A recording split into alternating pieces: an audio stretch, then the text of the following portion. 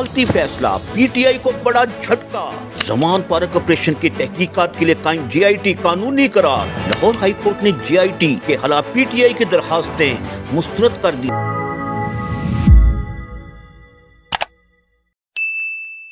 Lahore high court کے justice Tariq سلیم شیخ، justice فاروق حیدر اور justice امجد رفیق پر مشتمل بینچ نے کیس کی سماعت کی 3 رکنی بینچ نے 5 مئی کو درخواستوں پر فیصلہ محفوظ کیا تھا۔ بینچ کی جانب سے 28 صفحات پر مشتمل متفقہ فیصلہ جاری کیا گیا۔ عدالت نے زمان پارک کے باہر پولیس اہلکاروں پر تشدد اور پیٹرول بم پھینکنے کی تحقیقات کے لیے پولیس کی جانب سے قائم جے آئی ٹی کو قانون کے مطابق قرار دیا اور جے آئی ٹی کے خلاف پی ٹی آئی کی درخواستیں مسترد کر دی ہیں۔ عدالتی فیصلے میں کہا گیا ہے کہ درخواست گزار انفرادی طور پر ٹرائل کورٹ سے رجوع کر سکتا ہے۔